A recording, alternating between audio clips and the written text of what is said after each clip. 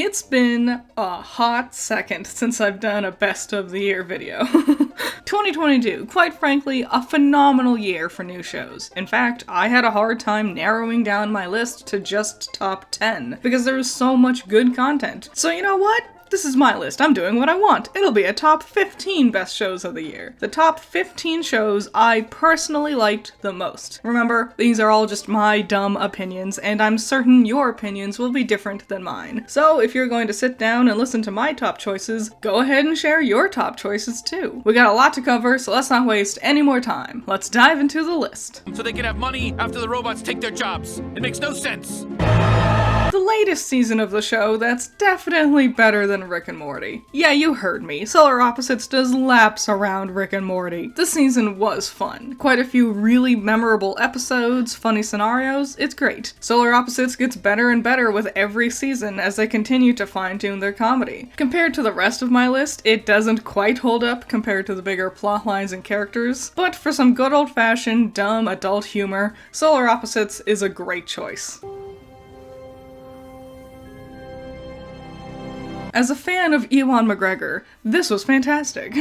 But seriously, I actually had pathetically low expectations for Obi-Wan, especially after I was really disappointed with how bad Boba Fett was. I figured there'd be no way they could do a satisfying mid-cool story about the days where Obi-Wan was a rando dude wandering Tatooine, waiting for Luke to come and find him, and I was so wrong. The adventure he has with little Leia not only is super sweet and exciting, but gives both Obi-Wan and Leia a ton more depth as characters. Obi-Wan lamenting the loss of his friends, Anakin and Padme, and Leia's great. Her actress, despite being really young, absolutely kills it. I love her. I want to see her in so many more things. It's a short little 6-episode adventure that gives the characters more depth in a good way, and introduces one of the coolest new villains in the franchise. Like, for real, Reva is awesome. She's so cool and I love her. She's badass. It's heartfelt, it's fun, it is legitimately low budget feeling at times, and I'm sure you've seen the hilariously goofy choreography where fully grown ass adults have to try to convincingly look like they just can't catch that tiny 7-year-old. Those things keep it back at number 14 for me, but I really enjoyed it. I'd love to see more Star Wars content like this in the future. And less Boba Fett, please. The third season of What We Do in the Shadows was top tier. Absolutely amazing, hilarious, and a great story. Season 4, though, it's still good. It's still funny, but comparatively, this year's season just doesn't hold a candle to last year. What really is keeping it back at number 13 is the fact that the ending of the season just is pretty disappointing to me, essentially retconning the whole season. But it was still fun, especially Colin and Laszlo, full of great comedy that I've come to expect from What We Do in the Shadows, and, like, one of the jokes went viral on TikTok. You really are the most devious bastard in New York City. Admittedly, I am more excited for the next season. Hopefully, that can land much higher on my list next year. 2022 was the year of high fantasy, and one of the things we got was the Lord of the Rings prequel, Rings of Power. I was really uncertain about how Rings of Power would pan out. How would a franchise that's only been displayed in a movie format work with several hours worth of episodes? Well, fortunately, I thought it was great. It explored characters we know from The Lord of the Rings, like Isildur, Galadriel, and Elrond. Hi, Elrond. You're looking really cute as a twee little nerd over there.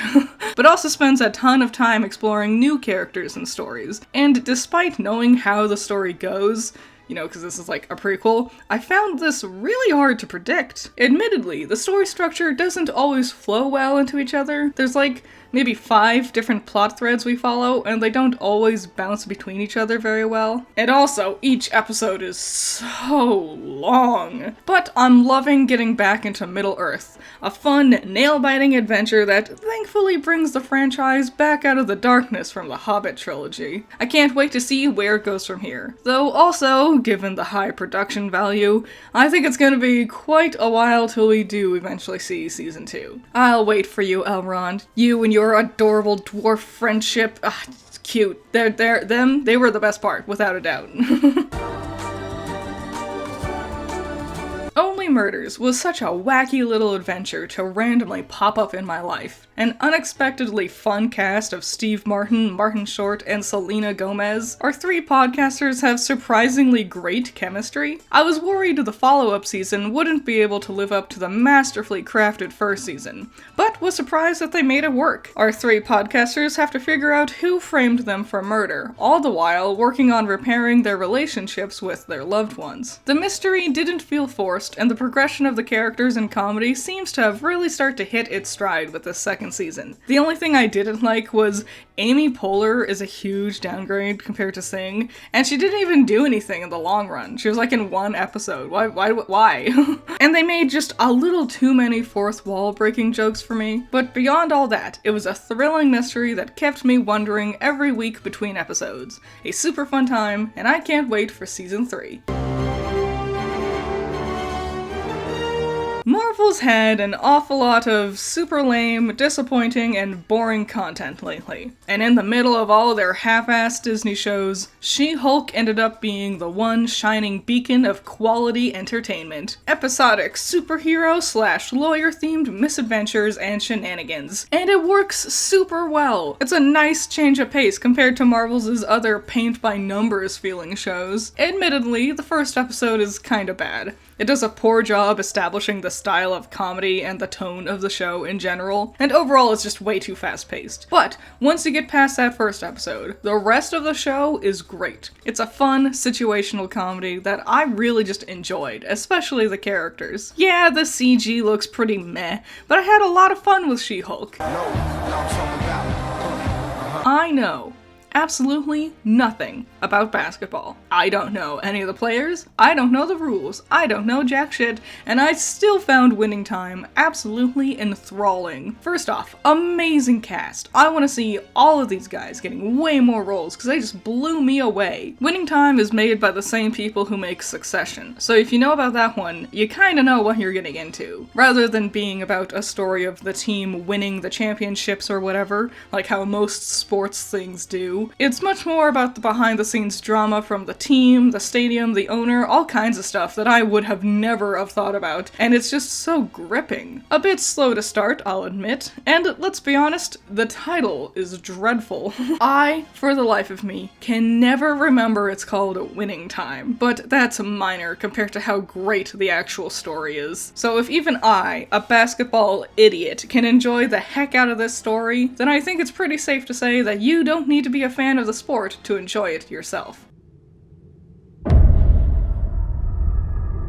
I love Mike Flanagan's work. I've talked about it before on my channel. Watch The Haunting of Bly Manor. It's absolutely amazing. I love it so much. But this year, he tried his hand at a remake of the classic Midnight Club, an old anthology series about kids telling each other horror stories. I was curious about how he'd be able to incorporate his usual mystery and supernatural elements and stay true to the anthology series idea, but I guess I shouldn't be surprised that he absolutely nailed it. Each episode delivers a unique, creepy little story told by one of our main cast, which also gives us insight onto their characters. It ends up being a creative way to explore the idea of death, as all of the kids in the club are terminally ill, and they don't have a lot of time left. All the while developing a larger mystery about magic, dark rituals, and it's all just great. A morbid horror story that kept me up at night wondering about how the mysteries would be solved. The only downside is it kinda ends on a cliffhanger. I'm dying for a second season, and rumor has it we might not get a second season, which really, really upsets me. But regardless of all that, this season alone is still fantastic, and I cannot recommend it enough. More to add onto the year of high fantasy, animated this time. I already made a very extensive review for Vox Machina that ended up being over an hour long, and I really didn't plan for that to happen. So if you want to hear much more detailed thoughts about the show, you can check that out, and I don't want to repeat myself too much, but obviously, if it's on this list and I already spent an hour talking about it, that must mean I really liked it. The animation is fantastic, especially for the combat. The tone moves between comedic and dramatic very well, with an absolutely fantastic climax. Top it all off with really great and charming characters. Season 2 is just around the corner, and I can't wait. Keeping up our high fantasy train, we get the prequel to Game of Thrones. I was unsure about this one, but after watching the first episode, I was washed over with this wave of remembering how much I actually really liked Game of Thrones before that final season. The political drama, the betrayals, murder, characters that I instantly hate and want to see them get their comeuppance, but then once they do, I'm filled with conflicted emotions because the back and forth of the power dynamics is like a roller coaster. It's not for everyone, I know that. There's an awful lot of underage incest stuff. You're not supposed to like these characters, but also more dragons. Hell yeah! I liked younger Rhaenyra better than the older Rhaenyra, which is a bit of a bummer, but I'm thrilled to get back to my favorite high fantasy political war drama. Maybe next season we'll be able to breach into my top 5. Speaking of, let's dive into the top 5 best of the best. The second season of Reservation Dogs takes everything that was great from its first season and improves it in every single regard. The heart and soul of the characters are perfectly fine-tuned here, with everyone feeling like a much stronger written character compared to season 1. It's a really interesting, thought-provoking season. Unlike season 1, where we mainly just followed our pack of shit-asses on their misadventures, season 2 instead presents each episode as a mini-vignette for all the different characters, focusing on them one at a time and exploring how everyone deals with the concept of loss and death in different ways. It's truly beautiful, and also absolutely hilarious. Their specific charming style of humor keeps things lighthearted, but also doesn't shy away from its harder emotional moments. And the ending was fantastic and really, really heartwarming and heartbreaking, and is leaving me on the edge of my seat waiting for season 3. Oh my god, Sandman is like so good. I've never read the comics or anything, so I had zero expectations going into it, and holy crap, it just blows me away. It's really hard to predict, which makes it a roller coaster of an adventure, and is surprisingly difficult to try and recap. Dream goes on several different interconnected adventures during the season, all of which addresses different unique concepts and feature different unique characters. The cast is fantastic, and every character is legitimately neat and entertaining, even the villains. It presents such cool and intriguing concepts in terms of magic, outcomes, scenarios, what-if situations, death, just everything. Even Dream himself, being a moody, broody emo boy, is still actually interesting, especially when bouncing off of the more enigmatic characters around him. It's all just a lot of fun. Nowadays, where there's so many comic adaptations that are subpar more often than not, especially when we're talking about Netflix, who tends to be pretty hit or miss, this, thankfully, is a big hit. Even if nothing about the show interests you, please, I beg of you, on YouTube, you can find it. Watch the battle that he has with Lucifer. It is so smart, it is so creative, it blew me away.